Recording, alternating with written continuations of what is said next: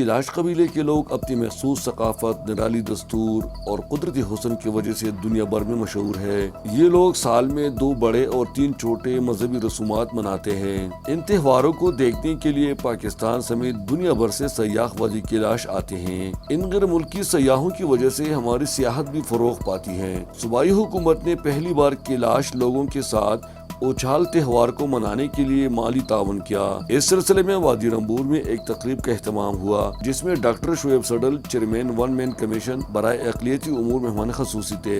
تقریب کا آغاز کیلاش قبیلے کے ایک مذہبی قاضی کی دعائیہ کلمات سے ہوئی۔ صوبائی محکمہ اوقاف کے ایڈیشنل سیکرٹری محمود اسلم بھی اس موقع پر موجود تھے۔ تقریب میں کیلاش قاضیوں کو 50,000 روپے اعزازیہ کے طور پر دیے گئے۔ اوچھال کی رسم کو منانے کے لیے چیف قاضی کو 3 لاکھ روپے نقد دیے گئے۔ اسی طرح محکمہ اوقاف کی جانب سے 550 لوگوں کو فی کس 4,800 روپے کے چیک دیے گئے۔ کیلاش قبیلے کے یتیم بچوں کو بھی امدادی چیک دیے گئے۔ اقلیتی امور پر وزیر اعلیٰ خیبر پختونخوا کے معاون خصوصی وزیر زدہ کیلاش کا کہنا ہے کہ صوبائی حکومت کیلاش کے 3 تہواروں کو منانے کے لیے ان کے ساتھ مالی تعاون کرتا ہے۔ توقع مائنارٹی ڈپارٹمنٹ کی طرف سے کیلاش کمیونٹی کو اچاؤ فیسٹیول کی ارینجمنٹ میں ہم نے پوری طرح ان کے ساتھ ہم نے تعاون کیے ہیں۔ اس پیسے سے تہواروں میں جو قربانی کرتے ہیں، جو ارینجمنٹ کرتے ہیں، اس پیسے سے کیلاش کی قاضی صاحبان بیٹھ کے وہ اخراجات اس پیسے سے وہ کر لیں گے۔